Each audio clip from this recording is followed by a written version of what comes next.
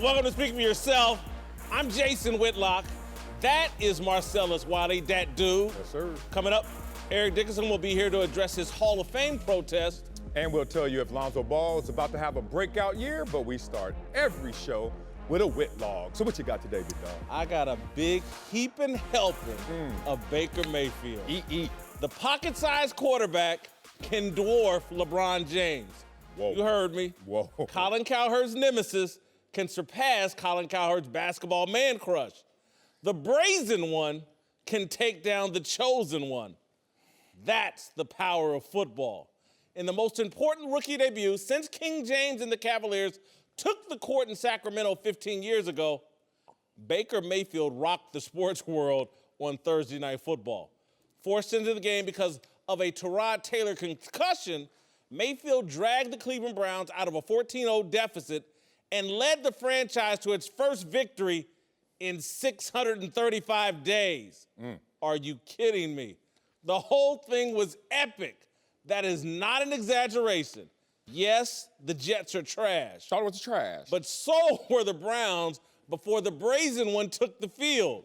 Browns head coach Hugh Jackson was in the process of firing himself until Tyrod Taylor did all of Cleveland a favor and tapped out of the game. In a little more than a half a play, Mayfield completed 17 of 23 passes for 201 yards, caught a two-point conversion, and led the Browns to 21 points. When it was over, I had the exact same feeling I had after watching ESPN broadcast LeBron's 25.9 assists, 6 rebound, 4 steal debut. Anything's possible! Anything is possible. Baker Mayfield justified the pick, the hype, and the bravado. Then he sat down with the NFL Network crew and sounded like a kid who realizes he's at the start of a grueling marathon. We talk about it. We divide the season up into 4 quarters. Yep. And so right now we just played game 3 of the first quarter. We can come out next week into Oakland and we can come out 2-1-1 and win that quarter. Yeah. And if you focus on winning those first 4 games and take that at a time, you can come out and you can have a home playoff game. Yeah, the brazen one can be bigger than the chosen one. Mayfield is playing the right sport.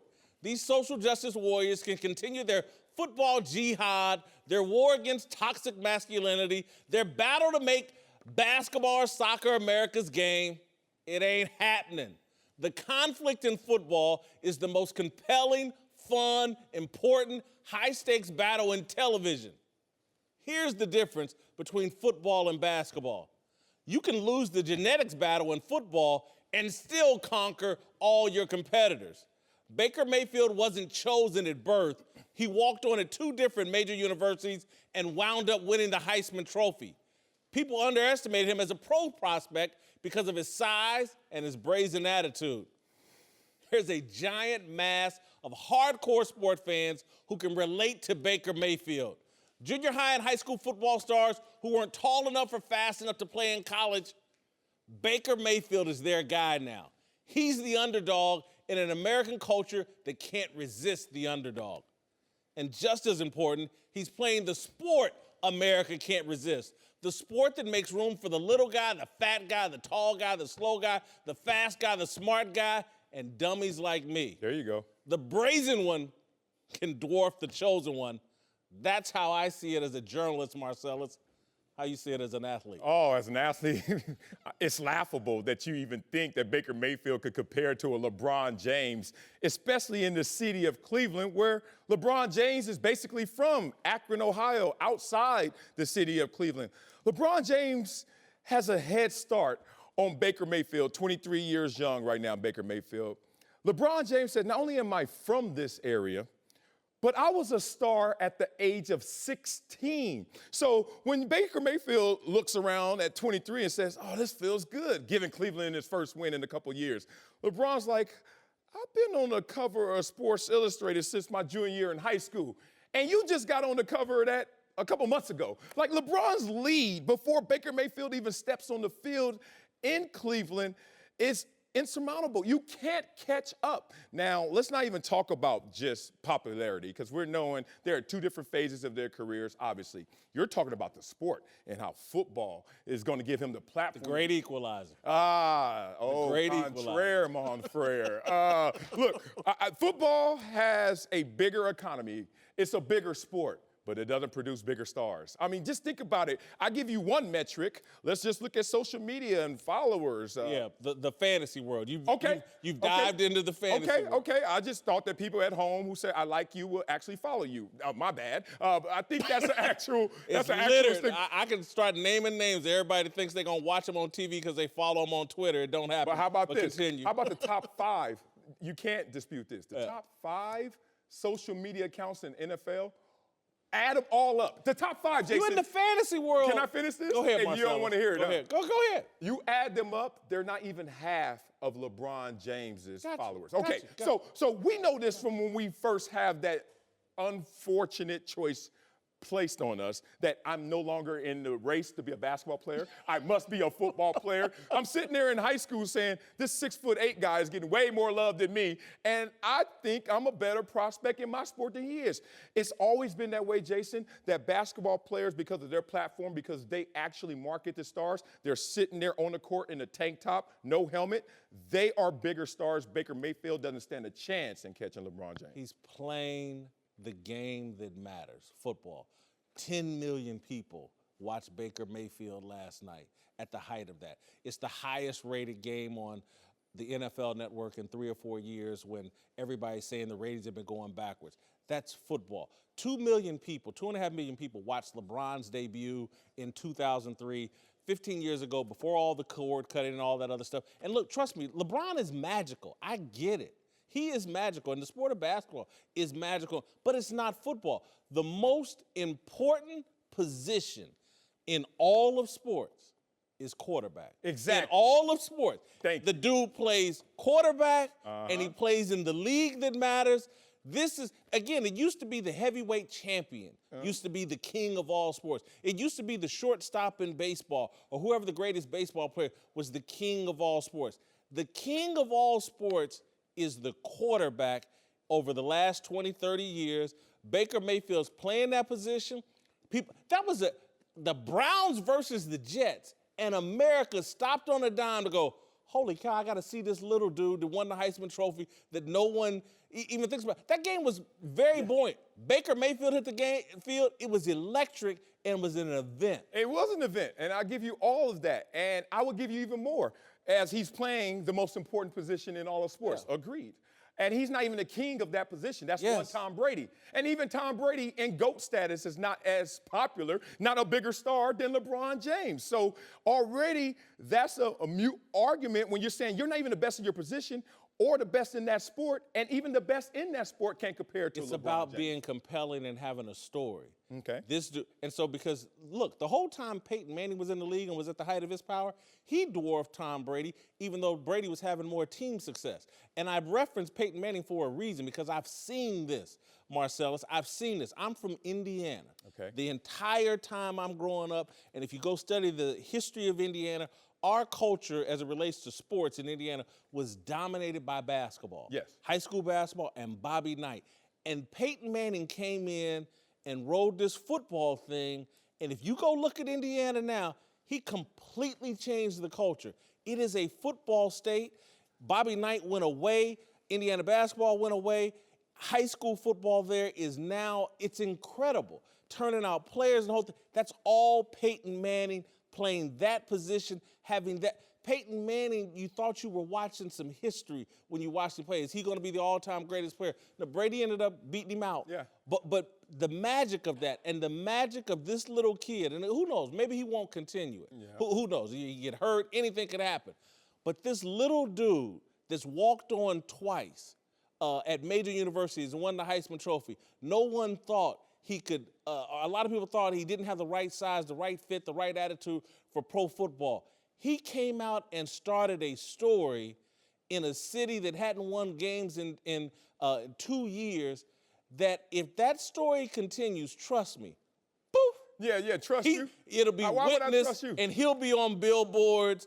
the same way LeBron is, except he'll be bigger because he's riding that football horse. Look, Grandpa, look, the way, these campfire stories you're giving me. No, it's not truth. You know why it's not truth? The way that Indiana treated Peyton Manning at the end, how much impact did he have to the point of where... Man, they got a statue out in front of him. Oh, that's great. We're going to keep the statue. We're not going to keep you. Okay, that sounds amazing. Here's the thing.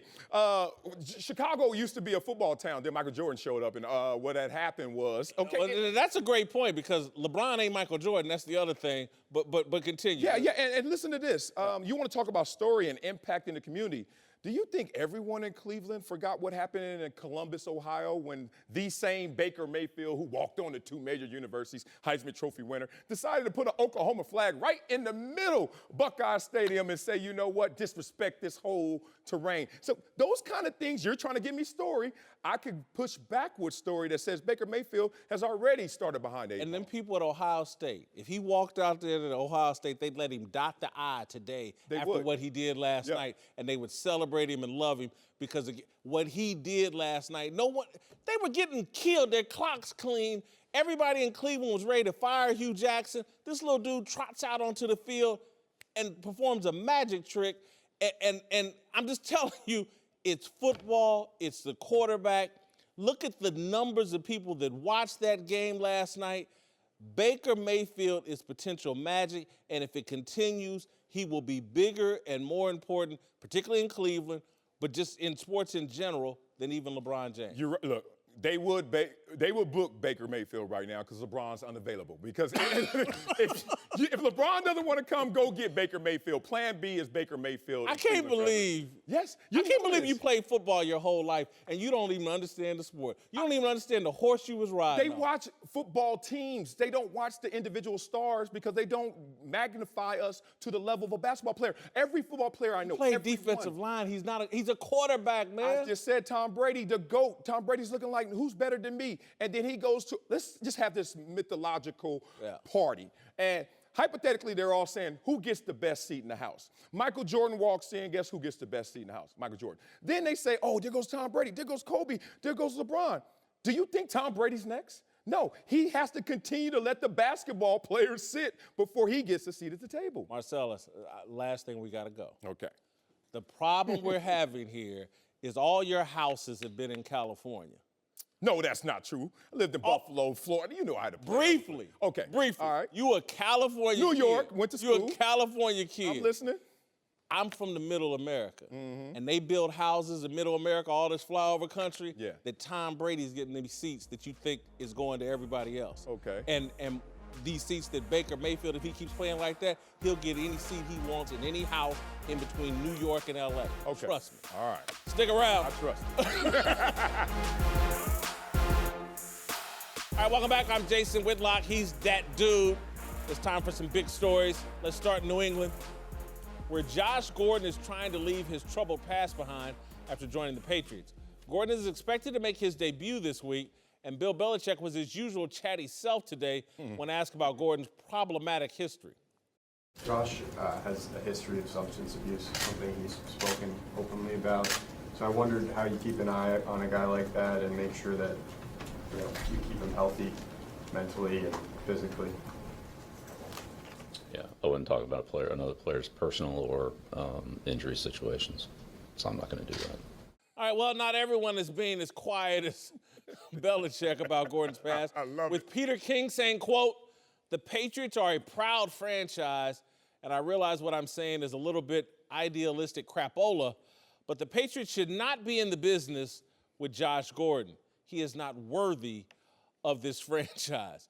Marcellus, I'm friends with Peter King. Same here. I like Peter King. I respect Peter King. I think he's a little off here, off his rocker a little bit. I think we all know the Patriots' history from Aaron Hernandez to Deflategate and all of it. But I don't want to go overboard with my criticism of Peter King because I've been a writer and have written some silly things from time to time. Okay, I get it. Yeah, and said some silly things. Reference to A-Block, you guys. You just heard him. Here's the crazy thing. Look, I always talk about the act, not the actor. So Peter King's my boy. Respect. But whoa, where did this come from? Like, what time of night did you wake up? You should have stayed asleep and not write this one because it comes off. Said it on a radio podcast or whatever. Gotcha. Yeah, in a podcast, like, it sounds elitist, but forget that part. They're in the football business. So the first and most important box you always check with any prospect, anyone that's walking in Patriots organization, is this: can he play football?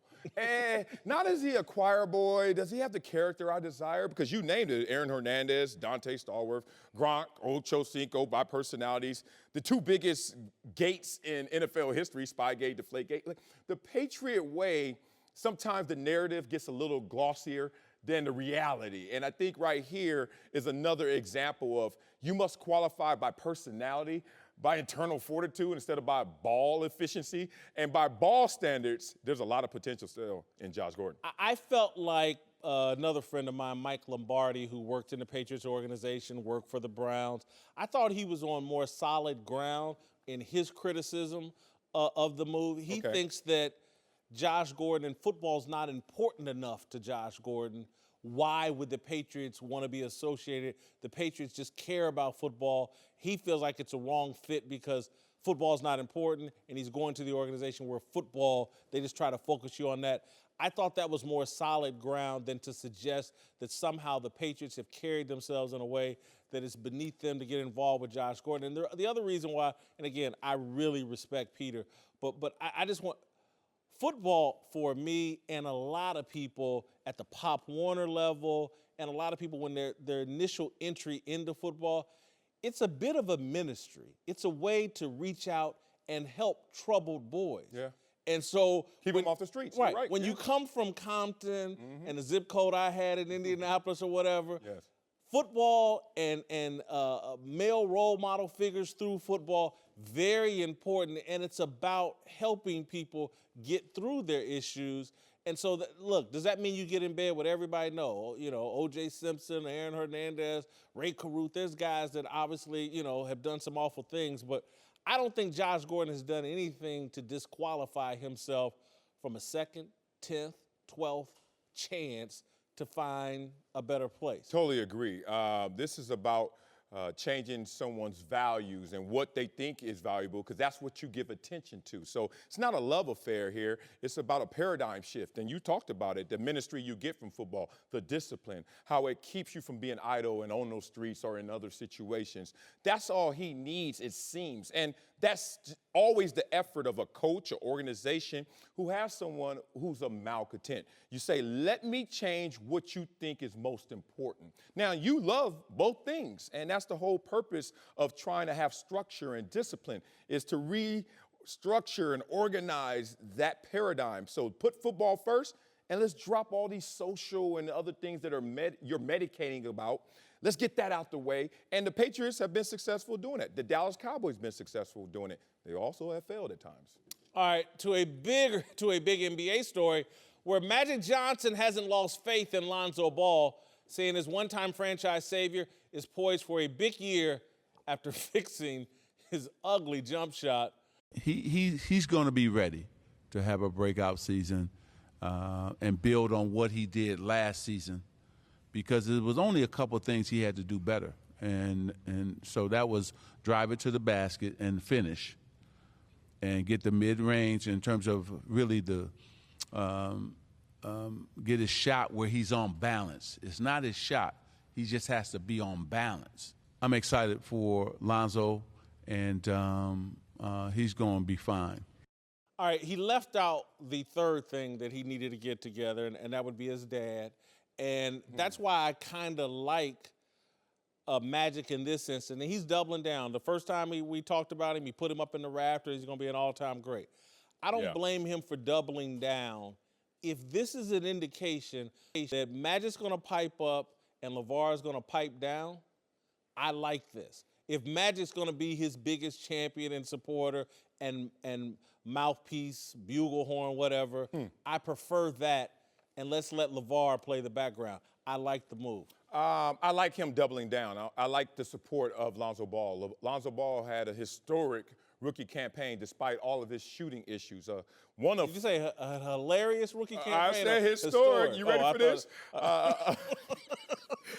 The 10-7-6 that Lonzo Ball did, only 4 players in history have done it. Ben Simmons, Magic Johnson, Big O, and that kid right there, Lonzo Ball, is so historic.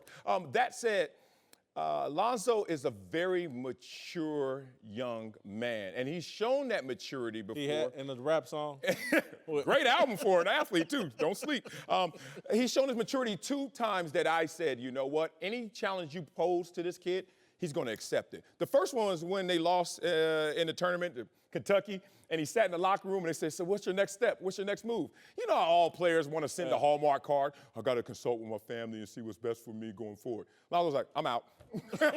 next question. Like, I'm out. And I love that. And also this fight when you saw them against the Phoenix Suns. Oh, when you saw him walk away from his teammates. I'm not with the fake toughness. I'm not with the rah-rah. I'm not with the, oh, yo, hold me back. He's like, I'm the man in here, and I know that I am paid to play, not to go out there and be an actor in this moment. So Lonzo has always shown a maturity that's beyond his years. I think he's going to accept this challenge. Is that big baller gear you're wearing? Is that the suits by Big Baller? I mean, I'm glad you brought that up because you talked about the dad. Marcellus Ball, is that what I should call you? Because you just pointed to, he got ate up by De'Aaron Fox in that final game. And you saw it as a great moment. And then he looks bad here walking away from a fight, not caping up for his teammates. And that's another great moment. We just see this completely different. Look, I'm hoping Lonzo is better this year. His shot was ridiculous. His stats are a bit padded. There's so many possessions now in the NBA. If you put Magic in this NBA as a rookie, Big O in this NBA,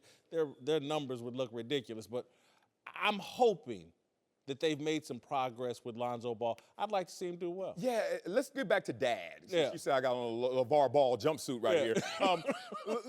I've never seen a workplace, this isn't as an athlete, a workplace where what your daddy says affects how I go to work. Like his daddy, you understand how many crazy daddies I've seen from Pop Warner all the way through? And even in the real world, being a retired athlete and media, like if your dad says something about me, I dare me to actually have a response to your dad. We're doing this. Everything else is just outside noise. How come LaVar wasn't seen as that? I got boundaries in my life. I got, in particular when it comes to work, you know, family, y'all stay out of this. I agree with that. You can see the benefits, but stay out of this. I got this handled. Checks in the mail. Checks in the mail. But so to me, I just feel like LaVar doing too much. But we'll get into that later. We disagree on LaVar. We'll get into that. All right, welcome back. Marcellus and I are joined now by Eric Dickerson. Yes, sir. Eric, you've made a lot of news this week. Been embroiled in a lot of controversy. You know, you've been on this show a lot of times. I've never seen you suited and booted the way you are today. Presidential today, huh? He looks like I always have my suit on. board. Looks like he looks more, presentable. Regal. Yeah, regal, the whole thing. So look, man, you've threatened a boycott if some demands aren't met. You want some lifetime insurance benefits for Hall of Famers, a salary for Hall of Famers. Some guys have distanced themselves from the letter you wrote. And now you face some feedback and pushback about, did you cross a picket line in 1987? Just summarize for us, where is the movement protest at right now? What is your position? How much support do you have from your other Hall of Fame members? Well, let's start with the I crossed the picket line. Let's start right there first, because I've heard that. I heard that a lot of times. Matter of fact, I have my good friend here, David Hill, who said to me coming up the stairs, if you'd have crossed the picket line, the 47 gap, everybody would have went the wrong way. David Hill, the tight end? Yeah, he was tight end with the Rams. You know, I never crossed the picket. Let's get that straight. Never crossed the picket line. The last game I played for the Los Angeles Rams was in Cleveland, October 26th. I think I had 3 plays. I never crossed the picket line that one time because, you know, I'm all about the team, and that's what it comes down to. I mean, you see these articles that say I crossed the picket line. Man, that stuff was written 31 years ago. And the one thing about media back then, they could say stuff, and we had no recourse. Yeah. We had no Twitter, we had no Facebook. You go to another writer, hey man, retract this, you might get a little bitty something. That's what you got. Look, far as the support I've got so much support. I've got a list of guys, 50 guys right now. Joe Montana came out today and said he supports. The big thing is when we started this was for Hall of Famers and players. We want to start with the Hall because those are the guys that people recognize the names. All of a sudden, if a guy walk in, hey, my name is John Thompson, and my name is Willie Jones, and I played in 1987. I want to talk about my health care. They were like, league be like, what? Yeah, okay. But all of a sudden, you walk in Joe Montana. You walk in Eric Dickerson. You walk in Lawrence Taylor. You walk in Jim Brown. You hear those names, it changes things. That's all it was. We tried to get in the door. Look, this is not all on the league. This is DeMar Smith. They started this. Gene Upshaw started this years ago, dividing the players. That is the main problem, is the division of players. Everybody's divided. We got some here, we got some here. I want to say this here. It's a group out there called FAIR.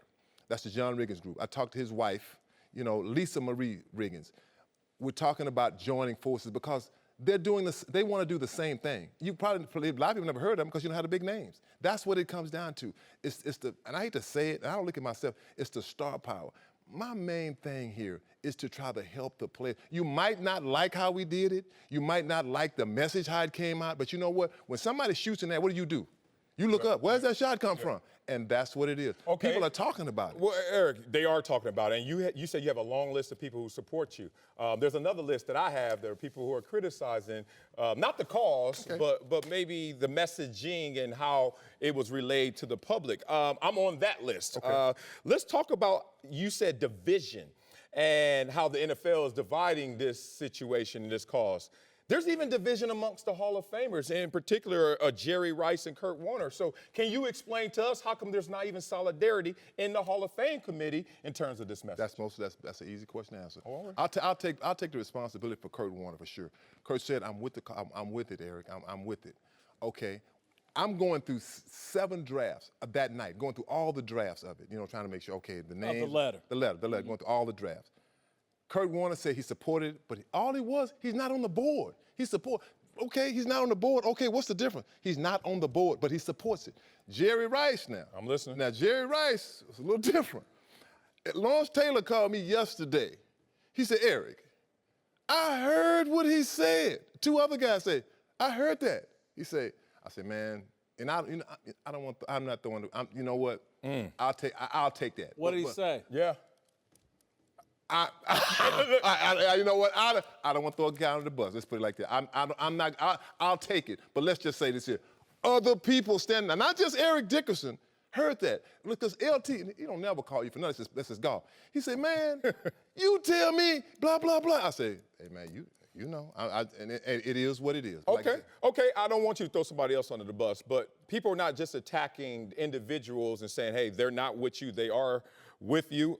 People are attacking this, myself included, it just sounds in totality opportunistic. Eric, it sounds like you wrote a letter and it was the baby of T.O.'s boycott and Kaepernick's protest. And you said, I'm gonna take Kaepernick's action and T.O.'s action, and you know what? I got me a new cause because it seems like to retroactively look at the NFL and the pot of gold that they have and the growing economy, and to now say the Hall of Famers need $300K annually.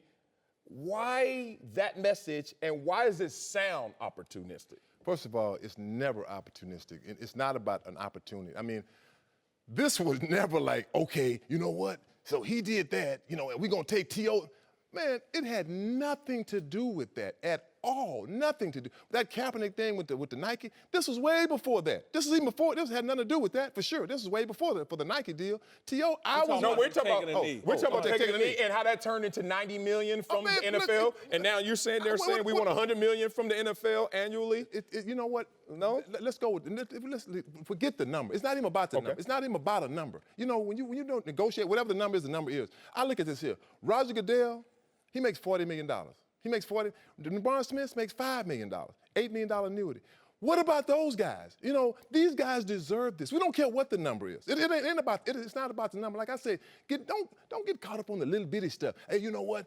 He's not on the board. He's on the board. You know, this guy's not supporting it. He's out. He's in. I want to support the brotherhood. I'm not supporting the cause. I said, what's the brotherhood? I mean, look, we're all players. Well, we are players. I got it. No, man. You know, as players. Yeah. We want to support one another. That's all it comes down to. It makes it seem like I'm trying to do something bad, like I'm trying to take advantage of. I'm not trying to get anything. Man, you know what this is doing to me? This is killing my golf game. I mean, it's killing. I'm on the phone. All the time, taking messages, calling guys back. Hold on, Eric. Hold on. To crack that joke, though, you had to know when you took this position it was going to take over your life, yes? I did, but you know what, man?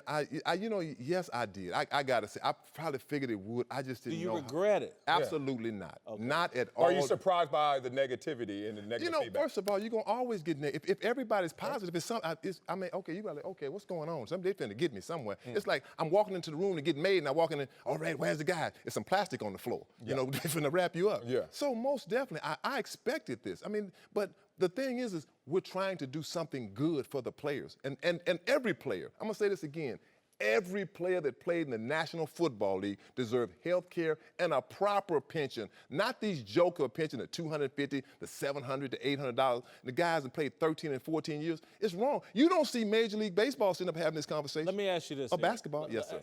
And the reason why, in my view, and this is why I support you, is because the NFLPA has horrible leadership, in my opinion. I agree. We got another segment. I agree with that. We got another segment. I agree with that 100%. They got horrible leadership, and so I'm wondering, though, why didn't you go to them and try to form a bond with them and then present a united front? Let me tell you, first of all, they would say, just like Gene Upshaw did, we don't represent you guys. Y'all retired guys. They have a form. No, Nolan Harrison, they got a group of former players they work with. Yeah, don't do that, ED. Man, come on, dog. ED, in 2011, they gave another $900+ million to the benefit package, most of it going to the pre-1993 players, yourself included. So Nolan Harrison out there doing tremendous work. Regardless if you respect him fully, why wouldn't you get a proper alliance? Because a lot of people have texted me and said, I respect Eric for stepping up, but why Eric Dickerson? You tell them, why Eric Dickerson for this cause as the face of it? Because this started, just like I say, this started at the Hall of Fame a year and a half ago. That's how this discussion came up. When I left there this year, I said, man, look, if we're going to do something, let's stop talking about it and let's actually do something. Because it's a lot of talk. And that's what it was, just talk. We're talking. Okay, who's going to do it? I said, okay, now, we go back and start this. Make sure you got my back on this, because one thing with me is I'm loyal. I'm loyal to the cause. My mother would say, Eric, it's one problem with you, son. You're too loyal. Everybody's not as loyal with you. I'll say it again. Look, it might not be perfect. It's like when you play a football game. Yeah. You know, you got the game plan. If it's perfect, you're going to score a touchdown every time you run the ball, or you're going to stop the offense every time. It's not perfect. But you know what it's got, everybody? It's got people talking about it. That's making it good. Eric, would you like to hear more Hall of Famers and more players speak out on your behalf? It doesn't seem like enough are stepping up. You know what? You know, when you say speak out on my behalf, you know, they can interview the guy. Like a lot of guys call me. Mike Haynes said an interview. Jackie Slater said they had an interview. But the big guy, I guess the camera right now is on me. Like I'm all alone. I have 50 guys right here that support this. 51 guys. It's not just me by myself. I think people have this perception that I'm in my garage, me and a secretary, another guy, all right, here we go. We finna strategize. No, that's not what we're doing. It's not about that. Joe DeLamely, I talked to him yesterday. He says, Eric, I want to tell you this here. He said, you have done more in 2 months than we've done in 15 years doing this program. 15 years. That means a lot. Also, I've told you earlier, we're talking about getting together with John Riggins' wife and his group. FAIR, that's another group. Because they're trying to do the same thing. We don't want a faction over here, a faction over here. So why are you getting with all those groups and not the all those NFLPA? groups. With that one group and not the NFLPA, who has a long history of trying to improve these packages and actually improving these benefits. You've seen what the NFLPA's done so far? I was a player rep for my 10 years, 9 years. How many years were you a player rep? I was never a player. I wasn't asked to be a player rep. Well, You know, it's something you can volunteer for as well. We had our player reps on our team. Right. Yes, but I say it again, is that we don't have, if we had a seat there, if we had a seat on that board, most definitely we would go talk to them. It's not that. They always say you got to wait till the CBA comes up. You got to wait till the CBA comes up. Look, you can do what you want to do. This could happen. If they want to do it, they could do it. It's like I said earlier, you fire the warning shots. Now everybody knows about it. So, Okay, you fired the shot, Eric Dickerson. Any regrets? absolutely not. Okay. Not at all. I don't regret anything. I know the NFL is whoever's trying to attack my kid. Like they're going looking for stuff for 31 years ago. He sued so-and-so. He was on the quarterback club. I saw that. I'm like, I wasn't on no quarterback club. I'm not a quarterback. I remember when that club came out. I'm like, well, why don't we just start a running backs club? We thought about it, but it never went anywhere. I mean, it's like, if you're looking for something, look, let me tell you something, Marcellus.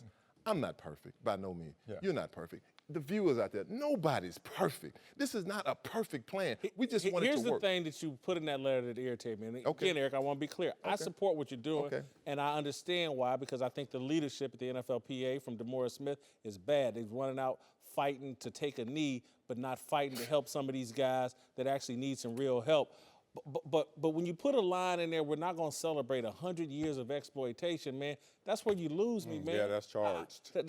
There's so many guys, including you, right, whose lives were changed by football. To just summarize it as 100 years of exploitation, that hurt me, man. Man, let me tell you something. I don't mean to hurt nobody's feelings, but what they call it, casualties of war we have sometimes. Look, that's what this is. It's a casualty. Collateral of war. damage. And casualties of war. Look, you can take the word out, you remove the word. It's just a word. Now you move me to the other point. Though. Okay. This is the other point. This is why you're struggling getting support, though. Jason, I'm not struggling. You got a former player sitting right here. We're calling it a war, Eric, and maybe.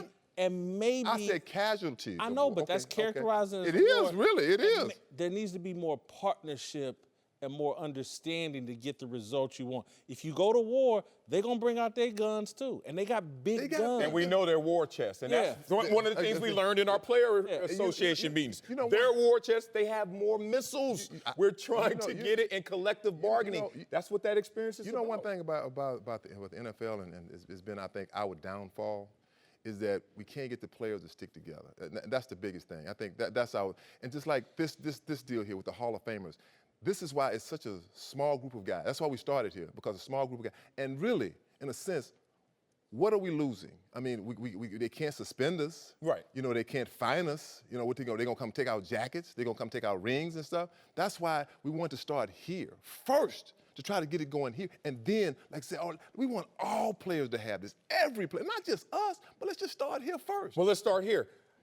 What is the end zone? What is the touchdown? Because you gave action to this letter saying, if we don't get X, we're going to boycott. What is X? Let's say this much. Let's say if you feel, I know this much as a board member, if we don't get something resolved, as myself, and I'll just speak for me, and probably nobody cares if I come or not. I know I won't be there. I talked to other guys that said, I wasn't going anyway. I'm tired of how they exploit the guy. I mean, I'm talking about, you'd be surprised how many guys, it's like going to court. All of a sudden, put me on the list. I'm a witness, but hey, don't let nobody know I'm on that list now. I mean, I'm on the list, but don't say that. Right. It's a lot of guys on the list that said, I've been for the last 30 years, but you know what? For the cause, I'm not going back. Now, how come you trying to tell me that's not married to T.O.? You're trying to tell me that T.O., the first player I know of that said, I'm not going to Hall of Fame, and now this year you said there's a growing list of people not going? You saying that's not opportunistic? You saying that's not cashing in on T.O.'s courage? Let me ask you, cashing in, what am I cashing in? I mean, you cashing in means I'm getting something out of it. I thought you wanted to do this for something. But I am doing this, but I'm not cashing in means money. Well, you just said $300,000. I didn't say no $300,000. I didn't say $300,000. I said we want a proper pension, whatever that number is. Whatever the number is, a proper pension and health care. I'm not trying to cash in on anything. I'm not trying to get over on nobody. We want what's right. That's all it is. It's just what's right. And look. We got to go. No, we ain't got to go. Let's keep going. Hey. We're going to have you back. And I'm so glad you did this. The interview and starting the conversation. Need some heat on the NFLPA. Great job, Eric. All right, welcome back. Marcellus and I are joined now by NBA champion Dante Jones. As you all know, I'm a journalist. And we've got our resident Ivy Leaguer, Columbia grad, Marcellus Wiley here. Esteemed, yes, I So we're going to put on our thinking caps and take a deeper look at some big issue in sports. We've got a special cap for Marcellus, the smartest man in the room, in his opinion. Darnell, bring it on. Oh, yes. This cap is from what? Yeah, this is Coming to America. That's OHA right yeah. there. We got a jealous Made him Duke third. grad over there. Duke upset with Columbia actually here. Was it Harvard of the South out here? We're very comfortable in our reputation. All right, let's move to the NBA, where Jimmy Butler's trade demand kicked off the latest in a long line of NBA social media feuds. After the news broke, the brother of Butler's teammate Andrew Wiggins tweeted "Hallelujah," which got a strong reaction from our friend and former NBA star Steven Jackson. This how the conversation should have went with Andrew Wiggins and his brother when Andrew found out his brother sent out that tweet about hallelujah and all that, right? I'm Andrew Wiggins. Say, big bro, I don't think you should have sent that tweet out. Why you say that? Because, you know, Jimmy Butler, man, he played with a lot of heart. He played hard. He played with a lot of heart. And I ain't got no heart. Now, you want to get on social media and talk about Jimmy, we lose him, our team ain't got no heart. Now, if you're gonna take me to the Wizard and help me find a yellow brick road to give me a heart, then cool, you can talk about Jimmy all you want. Because you know I ain't got no heart. So, you going to take that back or tell me find a yellow brick road and take me to the Wizard, man, because ain't got no heart at all. That's why Cleveland traded me. No bull. Man. All right, Andrew Wiggins had a response of his own writing, quote, Steven Jackson / old dude stay hating like he was anything special, bum ass. I keep that same energy everywhere I go. All right, guys, we see stuff like this all the time now.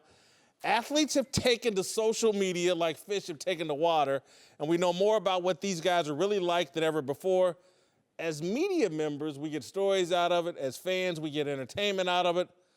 But haven't we lost something as well? For most of our lives, athletes were heroes, mythical figures who served as stand-ins for larger principles like leadership, perseverance, humility. But what principles do these guys stand for now? LeBron James is less mythical when he's subtweeting his teammates. Kevin Durant doesn't look very heroic when he's arguing with teenagers on YouTube. Kevin Durant. All this social media access has diminished our heroes, and I think it poses a bit of a danger for pro sports. I think sports fans want their athletes as mythical heroes. We don't want to know too much. Oh, you want your perfect person, huh? That doesn't exist. To me, it humanizes the athlete. It makes you think, oh, he has warts also. He has issues in his life. Wow, that amazing guy on TV is actually just another human being walking this planet with a tremendous skill and something else. And look, I think that is a special quality when you can see that the guy next door has become something big. King Solomon, you love the Bible. You talk about your Christian values.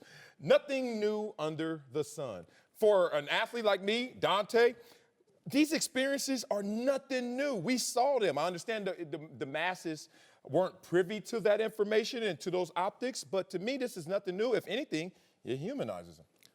My first question to you is, what athlete had this leadership, perseverance, and humility growing up? The myth. But that was, as a child, that's not what I thought of my athletes. It's just that they were talented and that's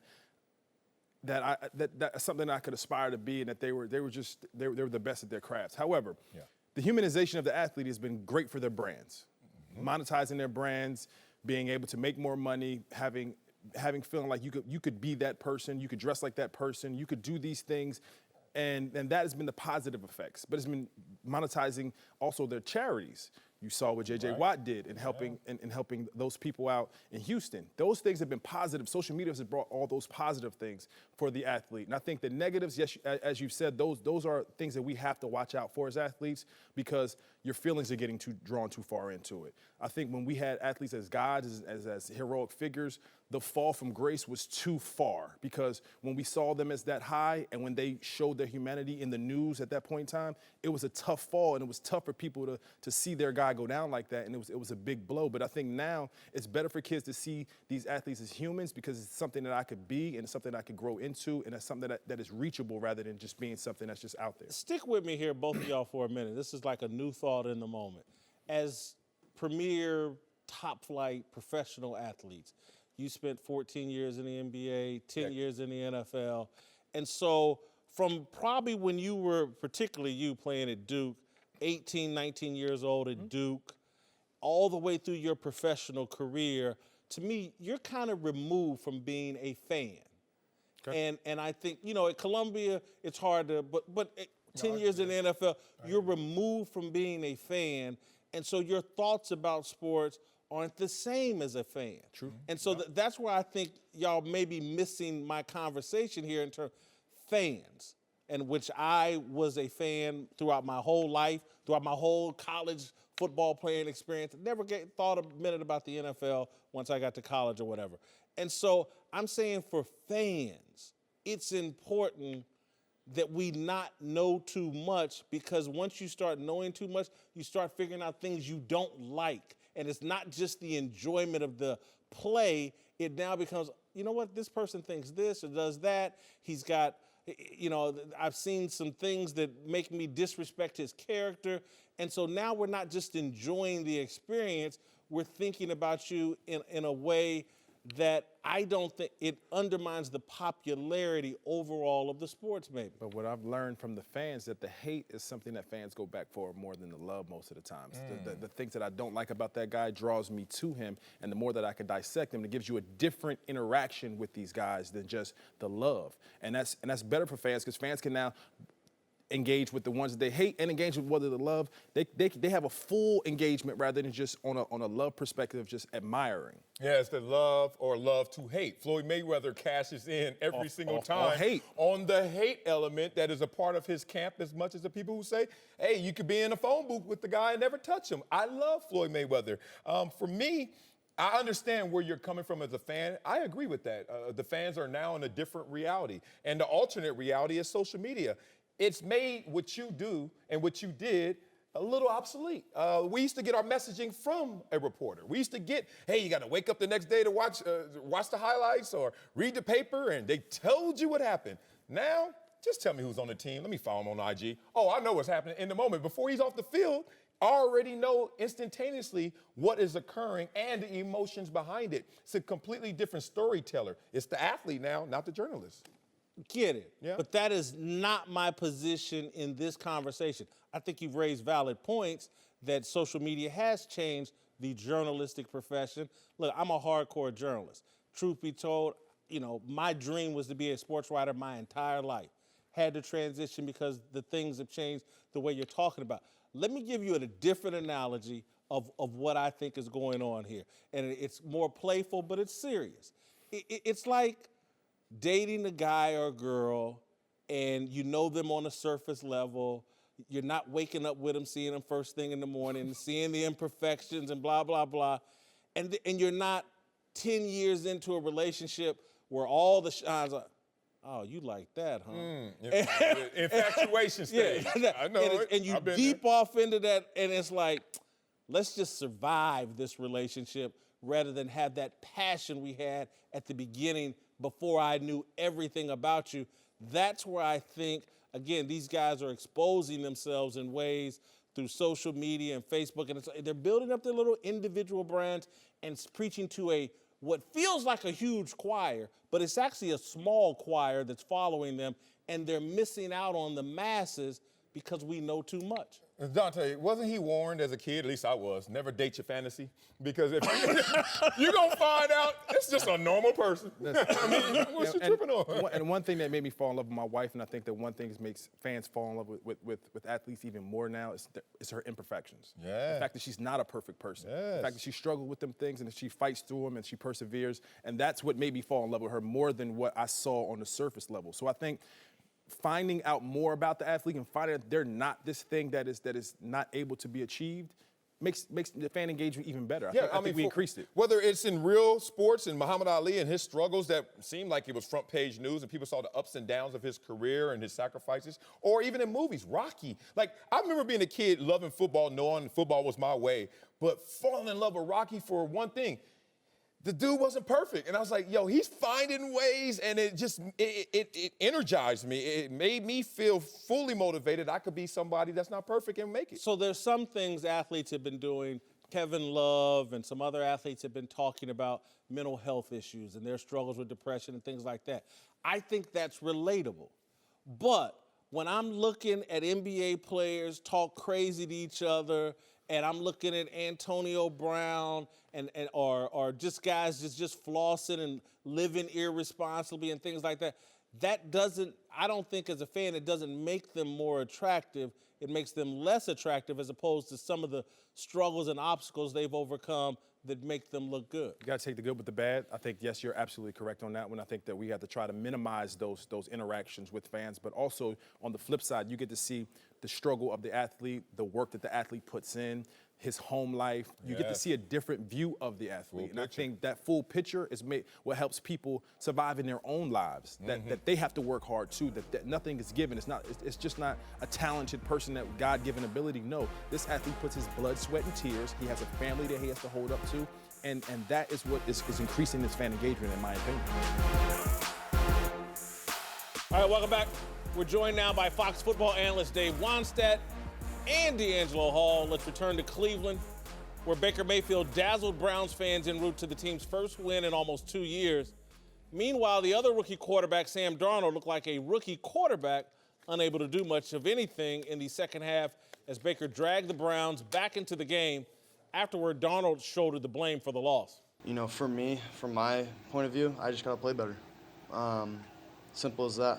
You know, not acceptable the way that I played tonight, and I know that, but also got to take it like a man. You know, I'm just, you know, I feel like I'm, you know, responsible for, you know, some of the stagnant offense that we had. So, you know, I just got to play better. That's really it. I thought that Baker Mayfield diminished Sam Darnold last night. I thought Baker looked so good, it took a lot of shine off Sam Darnold. I don't think they're in the same class. I've felt coming out of USC that Darnold was a little turnover prone, and that's what I still see. No, I didn't see that. I saw something that was bigger than just a game. Like the universe stepped in and said, this is a moment. And this moment was set up for Baker Mayfield to shine. You get a concussion to your starting quarterback. You got Joe Thomas sitting there, lost 100 pounds in like 5 days. I mean, Joe Thomas looked good. Sitting there, everything was just set. The stage was right. They circled this game all off season, as Troy Aikman said. This is the game we should win, the first one, because you got New Orleans, you got Pittsburgh. They didn't really think about those. It was just set up for Baker Mayfield. He showed up. He balled. We're not going to run too far with that. I still think Sam Darnold's something special. Yeah, you know, I wasn't surprised at all. And let me tell you, I've had an opportunity, you know, doing the college games to see both these guys play during their whole careers. And I said this on records. We really thought at one point Sam Darnold was going to come back for another year. And I think if the hype and they didn't start pushing him to be a top 5 pick, deep in his heart, he knew he needed more playing time. So I don't fault Sam at all. But I said if you took Darnold, Rosen, Allen, all those rookie quarterbacks, and you said I'm putting the ball on the 20-yard line and you got to score a touchdown to keep your job, I said this 6 months ago. You know who I'm taking? Baker Mayfield. Because this guy, he just got the desire to win, the ability, his passing. Everybody took him as a shorter guy that scrambled around. Look at his touchdowns to interception ratio at Oklahoma. This guy wins games and leads. And I don't know, I wasn't surprised at all. Yeah, I was a little surprised because I wasn't a fan of Baker coming out. I knew he was an explosive playmaker. I knew he could extend the play with his feet, and I knew he had a great arm. But I just wasn't sold. He didn't really have that it factor. But you watch this game, and he did it for me. He absolutely took the shine away from Sam Darnold because he not only came back and won the game. If it was a 0-0 game and he came out and won the game, okay. But this kid was down 14 points, back against the wall.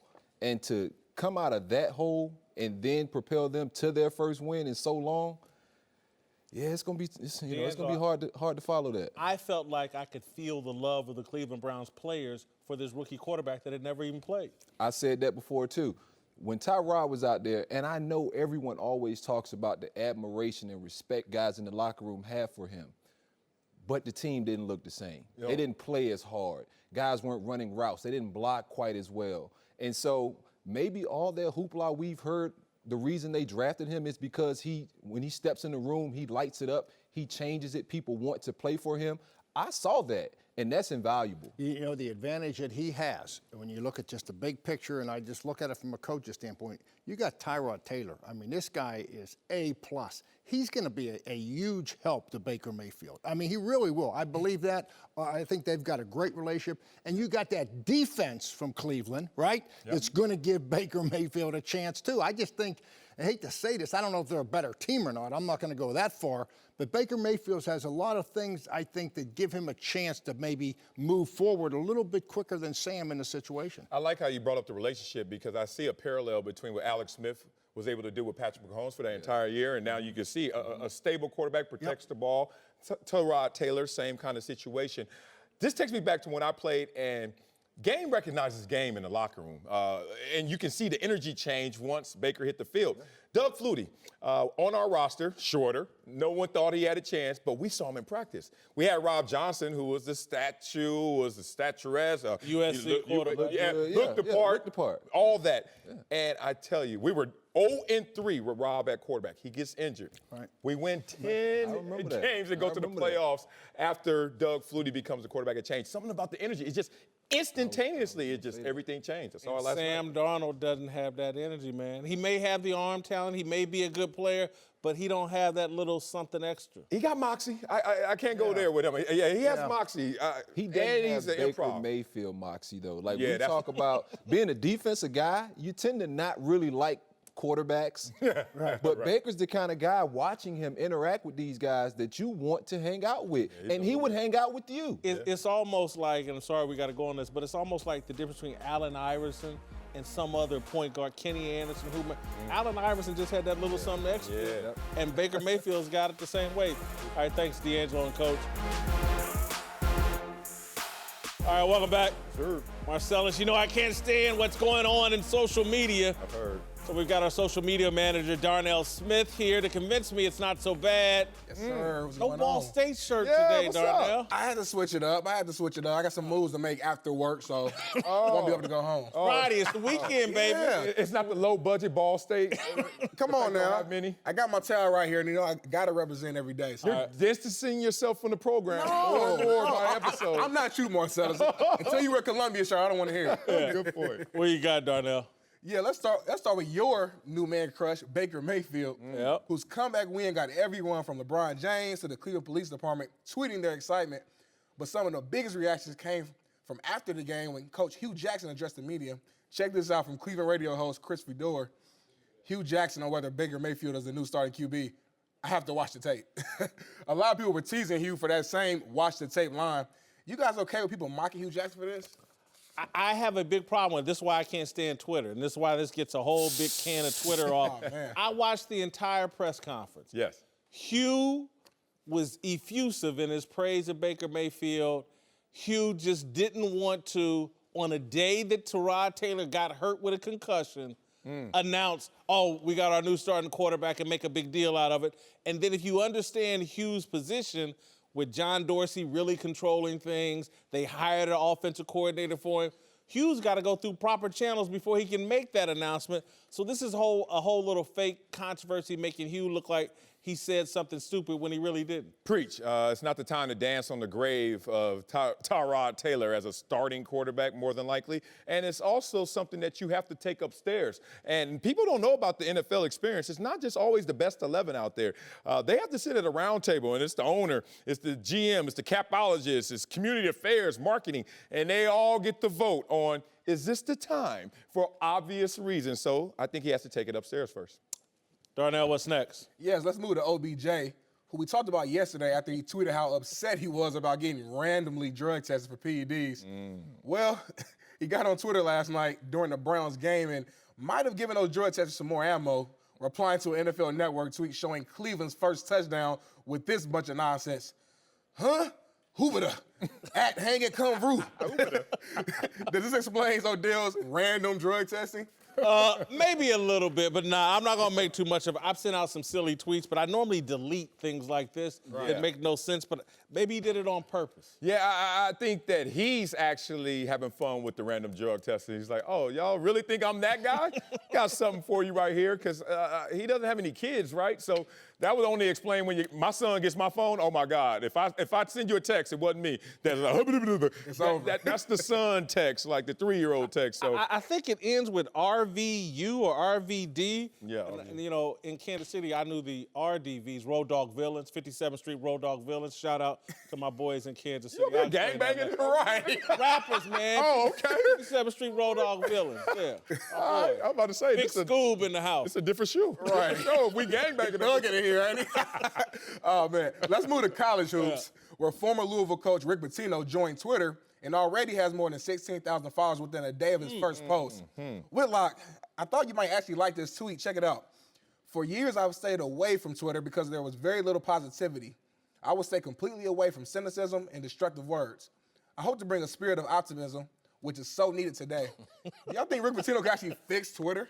Yeah, I think this is what they call peeing into the wind. And he's about to do it. Look, I love Rick Pitino, I really do, and I got some sympathy for him, but this is a little naive, and he really needs to keep it more honest. This is what I don't like about it. He's not being honest here, so I'm going to give it. Right. I've avoided Twitter because I actually had a job and something to do. Now that I don't have anything to do, I'm going to hop on Twitter. Yeah, in my job, I wasn't doing all the most positive things in my job. Look, I'm not following him, but I will. Look, even if I'm not a recruit, I'm following him because that's where the party's at. And he can say what he wants in message one, but Twitter will unveil, it will reveal who you are over time, and I can't wait for that. I'd love to see his DM. Oh, it's going down. Oh, close the coffee shops. Like, everything going down. It's going to be a problem with Rick Pitino. All right, what's next, Darnell? Yeah, finally, Whitlock, you said something on the show yesterday that got a little traction online. Let's roll this clip from you talking about Bill Belichick. Honestly, the Malcolm Butler decision is one of the dumbest decisions a smart person has made in the history of the planet. The only thing I can think of on the same level is when Prop Joe introduced Marlowe to the Greek in The Wire. Joe crawled into his own grave with that one. It was over. Well, a fan named Kevin called you out, Whitlock, tweeting, did Marlowe bribe a prisoner to find the Greek on his own? I don't think Prop Joe introduced him to anyone in that sphere. You want to explain yourself here, Whitlock? Yeah, when I got this tweet this morning, tears strolled down my eyes. He got you. I'm known as a Wire historian. I'm never wrong about The Wire, and this guy called me dirty. One of my favorite scenes in The Wire is when Marlowe sits down with Avon so that Marlowe can get to Sergei to get to the Greek. I just blew it, and I'm ashamed of myself. And I need you to apologize to social media because this is a good thing, and they corrected you, and none of us is as smart as all of us, and that's what social media is, so say it. Kevin Steimel, thank you for correcting me. I apologize to social media. I apologize to David Simon and all the Wire fans out there. I apologize to Avon, Stringer Bell, Omar, everybody, Prop Joe, Cheese, Wagstaff, the whole nine. Everybody, I apologize. I apologize. It was terrible. Terrible look for me. All right, great job, Darnell. All right, today we're looking at Baker Mayfield, who looked like the first overall pick should last night, playing with confidence and leading the Browns to their first win in almost 2 years. My approval rating for Baker Mayfield is way up, and we have a historic moment in SFY history. Oh, my goodness. GOAT status. GOAT what? For Baker Mayfield. Man. Job performance up 15 to a perfect 25. What? All-time greatness up 2 points to a 17. Authenticity, a 24. Character, up 1 to 17 for a total of 83. We have a GOAT. Oh, my dog. Is that a lamb goat? I don't know. I don't know. Look, we're living in a world where we've done Serena Williams, Bill Belichick, Aaron Rodgers, and none of them were goats, man. And now you're going to give me Baker Mayfield as a goat? How in the hell do you go there? And job performance 25, perfect How could job you play any better than he did last night? Throw a touchdown pass. That helps. And he didn't do that. So he plays quarterback without throwing a touchdown. I didn't actually play receiver, doing the triple reverses and catching the pass. That looks cute. That's not sustainable. They were down 14-0, Marcellus, and he came back and won on Thursday Night Football. Respect. He rose this team from the dead. I give you all that, but I am not going that far with job performance. Look at the real job performance there. He has a 19 down 3. How do you go down when you come from behind off the bench? How do you go down? Could you win the Heisman if they gave a Heisman at the pro level with that performance? Hell no. Last time I saw him in college, he won the Heisman. He's the best at it in Heisman. Last time you saw him in college, Georgia beat him in the playoff game. That was an amazing game, too. I'll give you a little of that, but he's going down to me, not as great as that performance. All time, look, he gets to 16, he's up 2. Look, he's already a Heisman Trophy winner, so we will never forget who he is. You go up 2 because you're already starting fantasy conversations and storybook conversations in Cleveland as can he be the next icon. Character, up 4. You know, the rest video's starting to distance itself from us. The documentary kind of took a little step back. You're like, eh. Did you watch his post-game interview with the NFL Network crew? He was great. Nailed it. So I give him a little uptick there. Authenticity, up as well, up 3 points to 20 just because of that NFL Network interview. And he does come off well in the documentary once you realize, wow, a rookie has a documentary, and you don't let that affect. A 72 is a ridiculous score for a guy. He's not a GOAT. That is good. It's an approval rating. Next week he may play like crap, and we'll drop him down. In one category, I will. But he's a bottom-level all-star in terms of how he's being perceived by the public right now. He's not a GOAT. The world is not saying he's a GOAT. You are.